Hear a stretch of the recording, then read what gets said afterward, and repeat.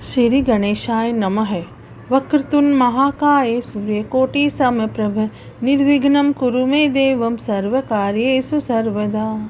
अब हम गणेश जी का नाम लेकर शिव पुराण प्रारंभ करते हैं। ओम नमः शिवाय, ओम नमः शिवाय, ओम नमः शिवाय। भोले बाबा को, शंकर भगवान को कोटि कोटि प्रणाम। शिव पुराण में श्री रुद्र संहिता के द्वितीय खंड में 23वां अध्याय प्रारंभ करते हैं। शिव द्वारा ज्ञान और मोक्ष का वर्णन। ब्रह्मा जी बोले, हे महर्षि नारद, भगवान शिव और सती के हिमालय से वापस आने के पश्चात वे पुनः पहले की तरह कैलाश पर्वत पर अपना निवास करने लगे। एक दिन देवी सती ने भगवान शिव को भक्ति भाव से नमस्कार किया और कहने लगी, हे देवादिदेव महादेव, कल्याण सागर, आप सभी की रक्षा करते हैं।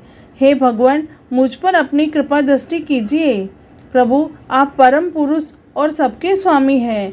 आप रजोगुण, तमोगुण और सत्वगुण से दूर हैं।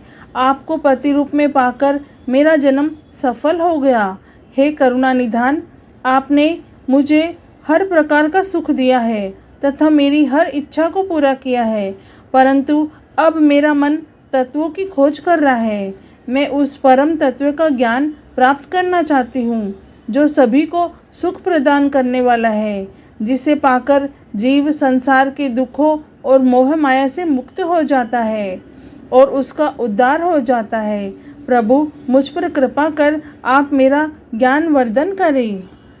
ब्रह्मा जी बोले, मुने, इस प्रकार आदि शक्ति देवी सती ने जीवों के उद्धार के लिए भगवान शिव से प्रश्न किया।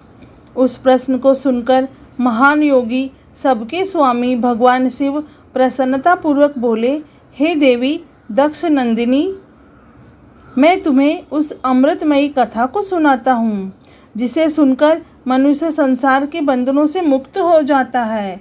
यही वह परम तत्व विज्ञान है जिसके उदय होने से मेरा ब्रह्म स्वरूप है। ज्ञान प्राप्त करने पर उस विज्ञानी पुरुष की बुद्धि शुद्ध हो जाती है। उस विज्ञान की माता मेरी भक्ति है। यह भोग और मोक्ष रूप को प्रदान करती है। भक्ति और ज्ञान सदा सुख प्रदान करता है। भक्ति के बिना ज्ञान और ज्ञान के बिना भक्ति की प्राप्ति नहीं होती है। हे देवी, मैं सदा अपने भक्तों के अधीन हूँ। भक्ति दो प्रकार की होती है, सगुण और निर्गुण। शास्त्रों से प्रेरित और हृदय के सहज प्रेम से प्रेरित भक्ति श्रेष्ठ होती है, परंतु किसी वस्तु की कामना स्वरूप की गई भक्ति निम्न कोटि की होती है। हे प्रिय, मुनियों ने सगुणा और निर्गुणा नामक दोनों भक्तियों के नौ भेद बताए हैं। श्रवण, कीर्तन, स्मरण, सेवन, दास्य, अर्चन, वंदन, सख्य और आत्मसमर्पण ही भक्ति के अंग माने जाते हैं। जो एक स्थान पर स्थिरतापूर्वक बैठकर तन मन को एकाग्रचित करके मेरी कथा और कीर्तन प्रतिदिन सुनता है, इसे श्रवण कहते हैं। जो अपने हृदय में मेरे दिव्य जन्म कर्मों का चिंतन करता है और उसका अपनी वाणी से उच्चारण करता है, इसे भजन के रूप में गाना ही कीर्तन कहा जाता है। मेरे स्वरूप को नित्य अपने आसपास हर वस्तु में तलाश कर मुझे सर्वत्र व्यापक मानना तथा सदैव मेरा चिंतन करना ही स्मरण है। सूर्य निकलने से लेकर रात्रि तक हृदय और इंद्रियों से निरंतर मेरी सेवा करना ही सेवन कहा जाता है। स्वयं को प्रभु का किंकर समझकर अपने हृदय अमृत के भोग से भगवान का स्मरण दास्य कहा जाता है। अपने धन और वैभव के अनुसार 16 उपचारों के द्वारा मनुष्य द्वारा की गई मेरी पूजा अर्चन कहलाती है। मन, ध्यान और वाणी से मंत्रों का उच्चारण करते हुए इष्ट देव को नमस्कार करना वंदन कहा जाता है। ईश्वर द्वारा किए गए फैसले को अपना हित समझकर उसे सदैव मंगल मानना ही संख्य है।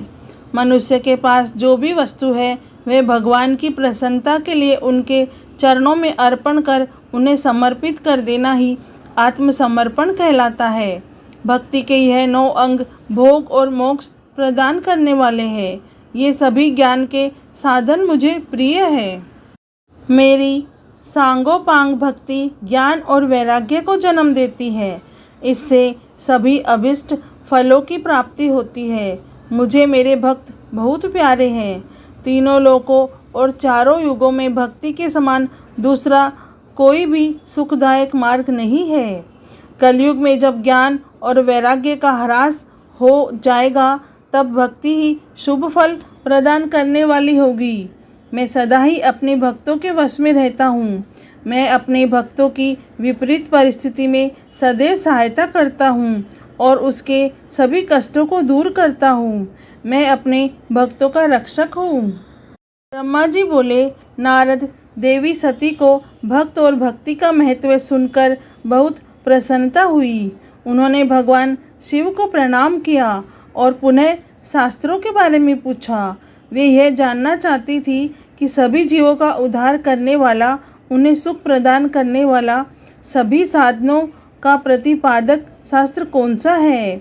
वे ऐसे शास्त्र का महात्म्य सुनना चाहती थी। सती का प्रश्न सुनकर शिवजी ने प्रसन्नतापूर्वक सब शास्त्रों के विषय में देवी सती को बताया। महेश्वर ने 5 अंगों सहित तंग शास्त्र, यंत्र शास्त्र तथा सभी देवेश्वरों की महिमा का वर्णन किया। उन्होंने इतिहास की कथा भी सुनाई, पुत्र और स्त्री के धर्म की महिमा भी बताई, मनुष्यों को सुख प्रदान करने वाले वेदक शास्त्र तथा ज्योतिष शास्त्र का भी वर्णन किया। भगवान शिव ने भक्तों का महात्म्य और राजधर्म भी बताया। इसी प्रकार भगवान शिव ने सती को उनके पूछे सभी प्रश्नों का उत्तर देते हुए सभी कथाएं सुनाई। शिव पुराण में श्री रुद्र संहिता के द्वितीय खंड में 23वां अध्याय पूर्ण हुआ। ओम नमः शिवाय, ओम नमः शिवाय, ओम नमः शिवाय। हे भोलेनाथ, हे माता पार्वती, आपको कोटि कोटि प्रणाम और कोटि कोटि धन्यवाद। जय भोलेनाथ।